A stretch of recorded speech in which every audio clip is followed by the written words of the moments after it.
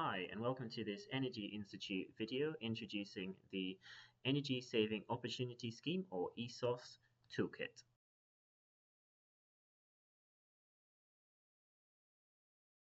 The Energy Institute's ESOS toolkit provides you with 5 different resources that you can use to assist you with the various steps in supporting an organization with its ESOS compliance.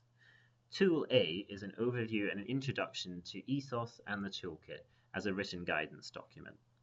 Tool B is a total energy assessment tool, an Excel spreadsheet tool that allows you to input energy data to work out an organization's total energy usage, its 90%, and then also what it might like to consider as part of a de minimis. Tool C provides audit templates, including an audit checklist, an audit report template, and also a senior manager sign-off template. Tool D provides another Excel tool for undertaking lifecycle cost assessment, comparing a business as usual case against a potential measure or investment. And finally, Tool E provides some guidance on terms and conditions that you might like to consider when getting into contract negotiations with potential customers. Tool A is an overview and introduction to ESOS and the Energy Institute's ESOS toolkit. This written guidance document is structured into 2 main sections. Firstly, it provides an overview of the ESOS toolkit, and then also provides a general introduction to the ESOS scheme itself. Tool B, the Total Energy Assessment tool, can assist you in converting different energy data sources into a standard unit of energy to produce an energy breakdown. Data can be inputted into the tool either in units of cost or consumption, and the output, an energy breakdown, can be provided in either kilowatt hours or gigajoules. The tool will help you to identify the organization's areas of significant energy use, which must be at least 90% of the total energy usage of the organization. It will also help identify energy sources that may be considered for inclusion in the de minimis permitted under the scheme. The tool has been developed in Microsoft Excel and utilizes data from DEFRA's greenhouse gas conversion factors for company reporting. It also includes an explanation of all assumptions used within the tool, which can be found on the introduction sheet. We'll now show you how you might like to go about populating data into the Total Energy Assessment tool as an example. The Total Energy Assessment tool contains 4 separate sheets: the introduction, the total energy cost tool, the total energy consumption tool, and then the summary sheet. On the introduction sheet, you'll see information regarding the version of the tool, and immediately below that you'll then see a description of what the tool is and how you should go about using it. Below this you'll see a question: what data do you have? So do you have your data in units of cost, i.e. pounds and pence, or do you have it in energy units in terms of kilowatt hours or gigajoules or other energy units? You can click on either the box cost units or energy units and it will take you through to the appropriate tool. Further down the introduction sheet, we outline the source of all conversion factors used within the tool, which come from the UK government conversion factors for company reporting. And then below this, we outline some of the assumptions used within the tools as demonstrated here. There's also a key to the color coding used throughout the tool. On the Total Energy Cost tool, you should start at the top by entering in the name of the organization. Just below this, you can enter the 12-month reference period that the data you're going to enter relates to. In the table immediately below this, you'll see that you can enter in each different energy source as an individual line item. Here's an example. Start off by providing a description of the energy source in the first column. In the subsequent 3 columns, select the options from the drop-down lists as appropriate. Once you've entered in the details of the energy source, you can then enter in the cost data for the reference period. And you can provide this in any breakdown as appropriate for the ESOS participant organization. Enter in all the different energy sources as separate line items as shown here. The results will then be shown on the summary sheet, including the total cost of each energy source entered in as a separate line item and the percentage breakdown. The percentage breakdown will allow you to identify the areas of significant energy consumption that need to be included within the scope of ESOS, and also those items that might be included in the de minimis. If you have your data in energy consumption units, then you should use the total energy consumption tool. Within this tool, you can enter in the same details at the top with regards to the name of the organization and also the 12-month reference period. In the line below, select what units you want to convert everything into. You have two options: convert everything into kilowatt hours or into gigajoules. Below this, you'll see two separate data entry tables. In the top table, enter in energy sources where you have units of consumption, be that kilowatt hours, litres, or tonnes. And in the second table, enter in any energy sources where the only information you have is the distance travelled, so for example in kilometres or miles. Please note, if you have transport fuel consumption data in litres, this should be entered in the top table. As with the total cost tool, you should enter in a description of each energy source and then select the options from the drop-down lists as appropriate. You can then enter in the energy consumption information in the right-hand table, broken down as appropriate for the particular ESOS participant organization.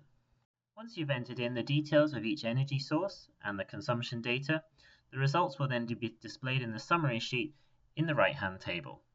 Again, there will be a breakdown for the total consumption of each different energy source and a percentage breakdown. Again, this percentage breakdown can be used to identify the areas of significant energy consumption that have to be included within the scope of ESOS, and also those energy sources you might like to consider as part of a de minimis. Tool C provides audit templates. The audit templates are designed to define the scope, content, and output of an ESOS audit. There are three templates that include an audit planning checklist and guidance on ESOS-specific requirements that must be addressed during an energy audit, an audit report template that's tailored to ESOS requirements, and a director or senior manager ESOS compliance sign-off template. The template is designed for cases where the lead assessor has been appointed to oversee or conduct an ESOS audit. It does not include details on how to determine whether an organization is within scope of ESOS or not, or how to conduct the complete ESOS assessment. For information on these issues, please refer to the ESOS guidance produced by the Environment Agency. Shown here is an excerpt from the audit templates, showing the template that can be used for reporting site-level audit details and findings.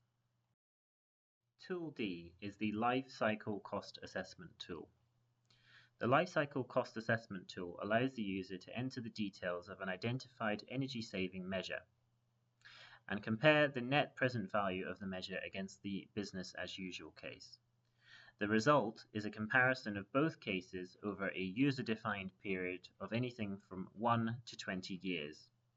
The tool also provides a worked example of a life cycle cost assessment conducted for an investment in a new, more efficient boiler, which is shown in Annex 2 of the Department of Energy and Climate Change's Guide to ESOS, published in September 2014. Why is it important to undertake life cycle cost assessments? Well, ESOS audits must include recommendations for cost-effective energy efficiency improvements. LCCA is the default method to be used for cost-benefit analyses of identified energy-saving opportunities, where it is appropriate and practicable to do so. If it's not, simple payback periods can be used as an alternative if there is a valid reason for not undertaking a life cycle cost assessment. LCCA also offers a more complete financial picture by considering the costs and benefits over the lifetime of the investment. It also allows you to compare measures like for like and choose the measure or combination of measures that will maximize your savings and financial return. The Lifecycle Cost Assessment, or LCCA tool, contains three separate sheets: an introduction, an example LCCA, and the LCCA tool. The introduction sheet includes a description of the tool, an explanation of the terms used throughout the tool, the units used, and also a key to the color coding.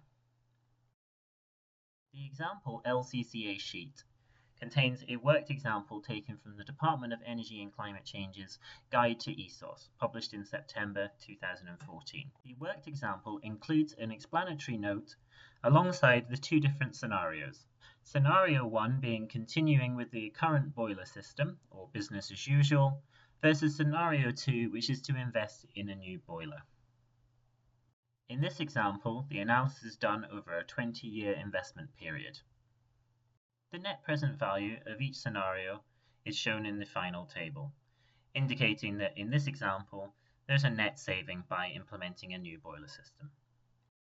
The LCCA toolsheet allows you to undertake your own lifecycle cost analysis by comparing a scenario 1, the business as usual case, against the second scenario, that being a new investment. Enter in all the details into the blue fields for the business as usual case and the new investment. Please note that the analysis should be done over the same lifespan, both for the business as usual case and also the new investment. Once you've entered in the details for both scenarios, you should then select and enter a discount rate. A discount rate is used to discount cash flow to determine the present value of any future cash flows. Once all details are entered, the net present value of the business as usual case and the new investment will be shown in the table at the bottom, alongside the discounted benefit of the new investment versus the business as usual case.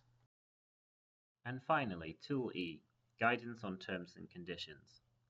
If you wish to offer your services as a lead assessor on a consultancy basis, this tool provides guidance on some of the typical areas that consultants and organizations should consider before entering into an agreement. Although aimed at consultants, this tool may be helpful for clients considering hiring an external consultant to help them comply with ESOS.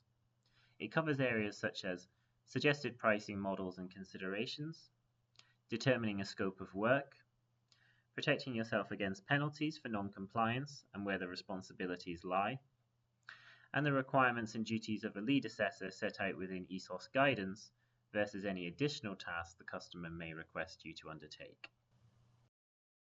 In this written guidance document, you will also find useful information on the commercial considerations as outlined here.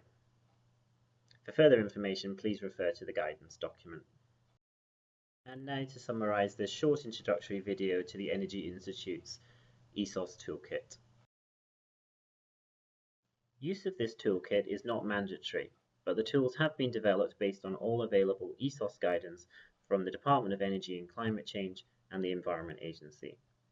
You may wish to use the editable tools as templates to standardise your work and as a guide to ensure that you have not missed anything. It may be worth remembering that your deliverables will form part of a client's ESOS evidence pack, and so may be subject to an audit at a later date. The tools have been designed to be flexible and adaptable to different client situations and data inputs, so can be used irrespective of the size of the organisation or the number of audits being undertaken.